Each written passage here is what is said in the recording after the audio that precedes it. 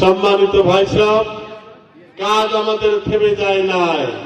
ইসলামী আন্দোলনের কাজ বসে থাকার নয়, বিশ্রাম নেওয়ার সময় নাই।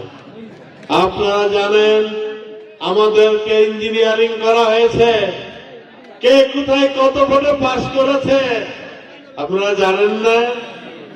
মাননীয় প্রধানমন্ত্রী ঢাকা ভোটের ব্যবধান কত জানেন তো? মির্জা আব্বাস ভোটের ব্যবধান কত? সাইদি সাহেবের এক ছেলেকে ফেল করানো হয়েছে, ভোটের ব্যবধান কত? অনেক বলতে পারবো। ব্যবধানটা কিভাবে হয়েছে, কোথায় হয়েছে, দেশবাসী সেটা জানে কিনা বলেন? আমাদেরকে নির্বাচন করা হয়েছে বিশাল এক শক্তির বিরুদ্ধে। নির্বাচনের আগের দিন কারা কারা ঐক্যবদ্ধ হয়ে গেল সেটা তো আপনারা জানেন।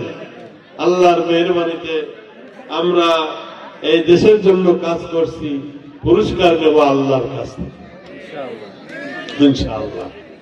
এই জন্য আমরা 91 সালের বিরোধী দল নয়, আমরা 96 সালের বিরোধী দল নয়, আমরা ইরশাদের মতো বিরোধী দল নয়।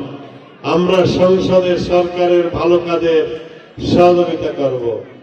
সংসদ এবং সংসদের বাইরে তাদের যে অপকর্ম যদি করে তারা দাঁত ভাঙা জবাব দেওয়া হবে ইনশাআল্লাহ।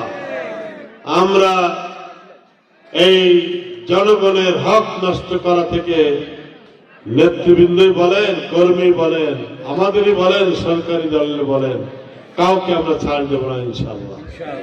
যে সুযোগ সৃষ্টি হয়েছে এই সুযোগের ধারাবাহিকতায় আগামী উপজেলা নির্বাচন, আগামী ইউনিয়ন পরিষদ নির্বাচন, আমরা এগুলোকে আল্লাহর সন্তুষ্টির জন্য মানুষের দ্বারে দ্বারে যে এই জায়গায় আমরা সহযোগ্য লোক বসাবো ইনশাআল্লাহ।